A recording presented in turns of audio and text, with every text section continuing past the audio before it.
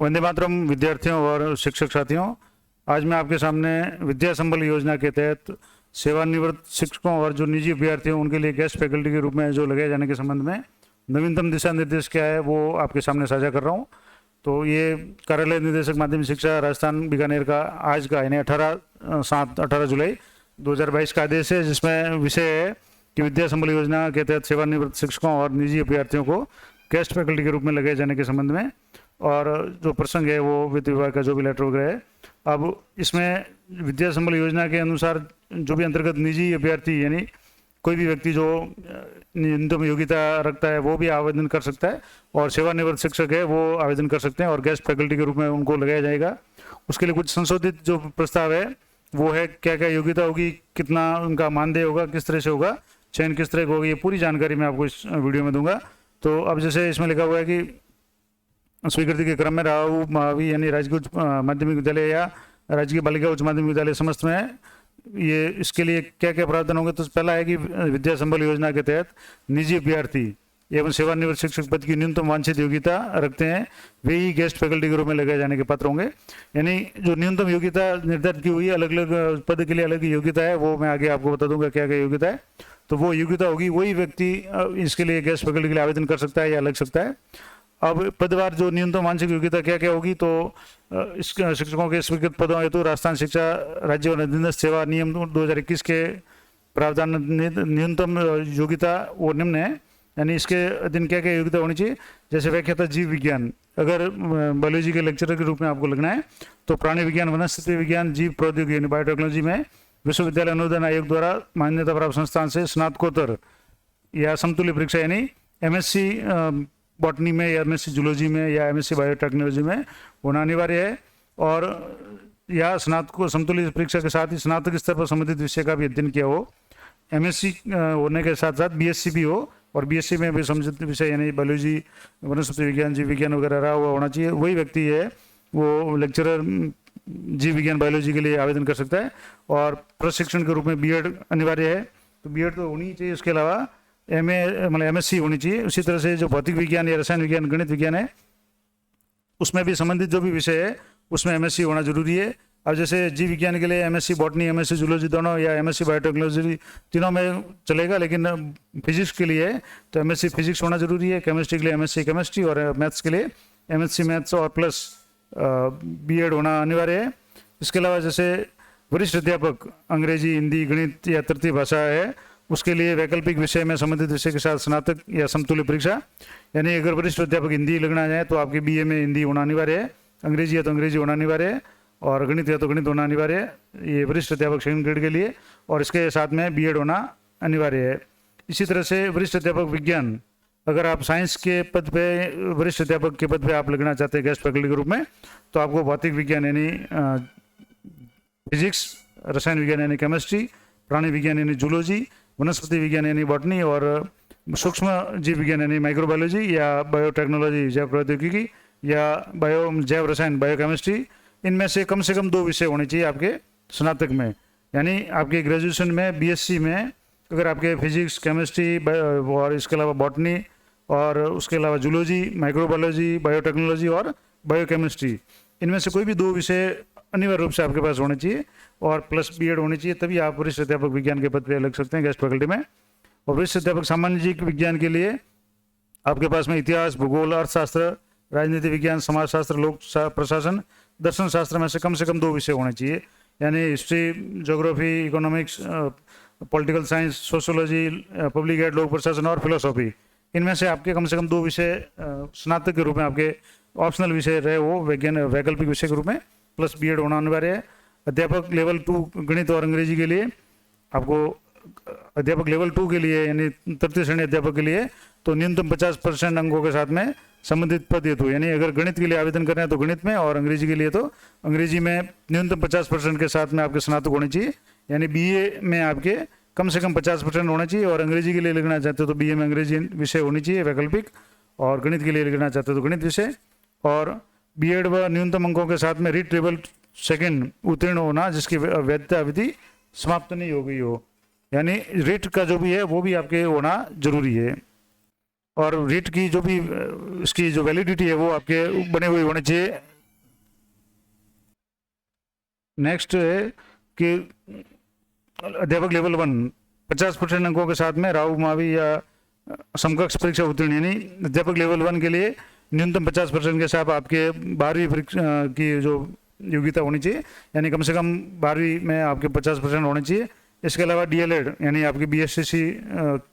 न्यूनतम अंकों के साथ में, और रीट लेवल 1 का जो भी वैधता प्रमाण पत्र है वो होना चाहिए, यानी रीट में आपकी न्यूनतम जो योग्यता कैटेगरी वाइज है वो होनी चाहिए, और प्लस आपके 12वीं में कम से कम 50% होना चाहिए, तभी आप लेवल 1 यानी थर्ड ग्रेड के लिए आप 5वीं तक जो भी कक्षाएं हैं उनको पढ़ाने के लिए पात्र हो सकते हैं। और शारीरिक शिक्षक अध्यापक यानी जो पीईटी के लिए, फिजिकल टीचर के लिए अगर आप आवेदन करना चाहें तो आपको कम से कम 12वीं, और उसके अलावा सीपीएड या डीपीएड या बीपीएड, ये जो फिजिकल टीचर्स की जो ट्रेनिंग होती है सीपीएड, डीपीएड या बीपीएड, इन तीनों में से कोई भी, प्लस आपको 12वीं न्यूनतम होनी चाहिए। प्रयोगशाला सहायक आप अगर लिखना चाहते हैं तो आपको भौतिक विज्ञान, रसायन विज्ञान, जीव विज्ञान, सूक्ष्म जीव विज्ञान, जैव प्रौद्योगिकी, जैव रसायन, गणित में से कम 3 विषय, इन सभी विषयों में से कम 3 विषयों के साथ में स्नातक और मतलब विषयों के साथ में सीनियर सेकेंडरी होनी चाहिए, यानी 12वीं में आपके कम से कम फिजिक्स, केमिस्ट्री, बायोलॉजी, बायोटेक्नोलॉजी या मैथ्स के रूप में 3 विषय अनिवार्य रूप से आपके होने चाहिए, तभी आप प्रयोगशाला सहायक के रूप में लग सकते हैं। इसके लिए बीएड आदि की कोई आवश्यकता नहीं होगी। अब ये तो थी जो ऐसे अभ्यर्थी जो सेवा में नहीं है उनके लिए। अगर कोई सेवानिवृत्त कर्मचारी है वो भी इस गेस्ट फैकल्टी के तहत लग सकते हैं। तो उसके लिए नियम ये है कि सेवानिवृत्त शिक्षक सेवानिवृत्ति के समय जिस पद पर कार्यरत था केवल पद, उस पद हेतु गेस्ट फैकल्टी के रूप में लगाए जाने ये तो पात्र होगा। यानी अगर कोई व्याख्याता है तो व्याख्याता पद पर लग सकेगा, वरिष्ठ अध्यापक पद से अगर कोई रिटायर्ड है तो बस वरिष्ठ अध्यापक पद पे वो व्याख्याता लग सकता है। और उसके अलावा बशर्ते उसने आवेदन पद की जो न्यूनतम वांछित योग्यता है वो अर्जित कर ली हो, यानी कि न्यूनतम वांछित योग्यता अर्जित की हो, और अध्यापक लेवल 1 और लेवल 2 के लिए सेवानिवृत्त शिक्षकों को रिट परीक्षा उत्तीर्ण करने की बाध्यता नहीं होगी, क्योंकि जो सेवानिवृत्त अध्यापक है वो ऑलरेडी सेवा में थे तो उनके लिए रिट की बाध्यता नहीं होगी। लेकिन जो न्यूनतम शैक्षणिक योग्यता है जैसे बीएड है या एसटीसी जो भी है वो होनी चाहिए। और सेवानिवृत्त शिक्षक है वो 65 साल की उम्र तक ही गेस्ट फैकल्टी के लिए रूप में पात्र होंगे। अगर आपकी आयु 65 साल से अधिक है तो आप पात्र नहीं होंगे। अब इसके अलावा विद्या संबल योजना में सेवानिवृत्त या निजी अभ्यर्थियों की गेस्ट फैकल्टी के जो चयन की प्रक्रिया होगी वो कैसे होगी, तो इन गेस्ट फैकल्टी निजी अभ्यर्थियों की चयन प्रक्रिया प्रधानाचार्य की अध्यक्षता में उनके अतिरिक्त 2 वरिष्ठतम शिक्षकों की कमेटी द्वारा विद्यालय स्तर पर की जाएगी। और यदि 2 वरिष्ठतम शिक्षक उपलब्ध नहीं हो तो समिति में संबंधित सीबीओ ब्लॉक से अन्य विद्यालय के 2 वरिष्ठ सदस्यों को मनोनयन कमेटी हेतु करेंगे। और संस्था प्रधान द्वारा रिक्तियों का प्रकाशन विभागीय वेबसाइट पर और विद्यालय नोटिस बोर्ड पर और सार्वजनिक प्लेटफॉर्म पर किया जाकर योग्य आशार्थियों से आवेदन पत्र विद्यालय स्तर पर आमंत्रित किए जाएंगे और उक्त प्रकाशन के लिए कैलेंडर निदेशालय से जारी होगा। और किसी भी रिक्त पद पर रिक्तियों से अधिक आवेदन प्राप्त होने पर वरीयता सूची बनाकर उसका वरीयता के अनुसार चयन किया जाएगा। सेवानिवृत्त अध्यापक यदि बीएड उत्तीर्ण है तो अध्यापक लेवल 2 के लिए संबंधित विषय अनुसार, और यदि बीएससी डीएलएड उत्तीर्ण है तो अध्यापक लेवल 1 के लिए पात्र होंगे। और वरीयता सूची का निर्माण पद की न्यूनतम वांछित योग्यता में शैक्षणिक और प्रशैक्षणिक योग्यता के अंक भार 75% और 25%, यानी कि आपके अगर मान लो एक या 2 पद है उससे ज़्यादा कैंडिडेट आते हैं तो 75% अंक आपके शैक्षणिक योग्यता के होंगे, जैसे बीए के 12वीं के या बीए के या एमएससी के जो भी होंगे, और 25% अंक है वो आपके बीएड के होंगे या रीट के होंगे। और समान अंक भार होने की स्थिति में अधिक आयु वाले जो भी आशार्थी होगा उसको वरीयता दी जाएगी, कम आयु से ऊपर रखा जाएगा यानी उसको वरीयता दी जाएगी। आवेदन प्राप्त करने की अवधि और चयन सूची जारी करने का कैलेंडर निदेशालय द्वारा प्रत्यक्ष से जारी किया जाएगा, यानी कब आवेदन करना है, कब चयन करना है, वो सारा कैलेंडर बाद में आएगा। चयनित अभ्यर्थी को गेस्ट फैकल्टी पद के लिए प्रस्ताव पर 7 दिवस में सहमति प्रदान करनी होगी। अगर उसका सिलेक्शन होता है तो उसको 7 दिन में करना है और उस संस्था प्रधान द्वारा तय किए गए समय पर कार्य ग्रहण करने आएंगे। निर्धारित अंतिम तिथि तक सहमति नहीं दी जाने पर वरीयता सूची के अग्रिम क्रमांक के अभ्यर्थी का चयन किया जाएगा। और गेस्ट फैकल्टी पर सत्रांत तक या नियमित प्रक्रिया तक पद भरे जाने तक जो भी पहले हो पूर्णतः अस्थायी तौर पर रखा जाएगा। यानी गेस्ट फैकल्टी पे अगर कोई नियमित नियुक्ति हो जाती है तो वो गेस्ट फैकल्टी नियुक्ति रद्द मानी जाएगी, या अगर कोई भी उस पोस्ट पे कोई नहीं आता है व्यक्ति तो सत्र के अंत तक वो माना जाएगा। उसके बाद में वो पूरी तरह से अस्थायी हो जाएगा, अस्थायी रूप में ये लगेंगे। गेस्ट फैकल्टी के रूप में निजी अभ्यर्थियों या सेवानिवृत्त शिक्षकों को उन्हीं दिशा निर्देशों के अध्ययन रखा जाएगा जो वित्त विभाग के परिपत्र 30/3/2021 में वर्णित है। और अब यह कि गेस्ट फैकल्टी के मानदेय की दर है, जो भी अध्यापक थर्ड लगेंगे यानी कि तृतीय श्रेणी अध्यापक जो कक्षा 1 से 8 तक पढ़ाएंगे, उनको प्रति घंटा मानदेय है वो 300 रुपये मिलेगा और अधिकतम मासिक मानदेय 21,000 रुपये मिलेगा। वरिष्ठ अध्यापक जो कक्षा 9-10 को पढ़ाएंगे उन्हें 350 रुपये प्रति घंटा के हिसाब से 25,000 रुपये अधिकतम मानदेय मिलेगा। और ग्रेड फर्स्ट यानी व्याख्याता पद पे अगर कोई कार्य करना चाहता है तो उसे 400 रुपये प्रति घंटे के हिसाब से अधिकतम 30,000 रुपये मासिक देय होगा। और शारीरिक शिक्षक और प्रयोगशाला सहायक को 300 रुपये प्रति घंटे के हिसाब से 21,000 रुपये अधिकतम मानदेय दिया जाएगा। और गेस्ट फैकल्टी का कार्य नियमित अवलोकन संस्था प्रधान द्वारा किया जाएगा और निम्न कार्यकुशलता, दुराचरण, अनियमितता या कार्य में अनुपस्थिति की दशा में सक्षम अधिकारी द्वारा बिना कारण बताए गेस्ट फैकल्टी कार्य से निर्मुक्त किया जाएगा। यानी उनको अगर आप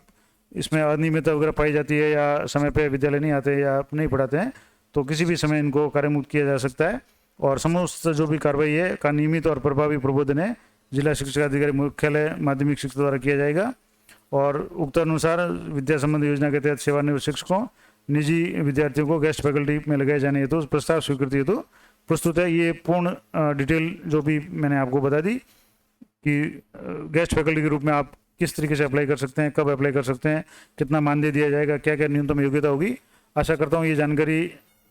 आपके लिए उपयोगी रहेगी। और विशेषकर जो बेरोजगार साथी हैं जो बीएड या एसएससी किए हुए हैं और किसी विद्यालय में अपनी सेवा देना चाहते हैं उनके लिए ये बहुत अच्छा अवसर है। आपके साथ में तैयारी भी हो जाएगी और आप विद्यालय के संपर्क में रहेंगे, आपकी आमदनी भी हो जाएगी। तो आशा करता हूँ ये जानकारी उपयोगी रहेगी। मिलते हैं नेक्स्ट वीडियो में, तब तक जय हिंद, जय भारत।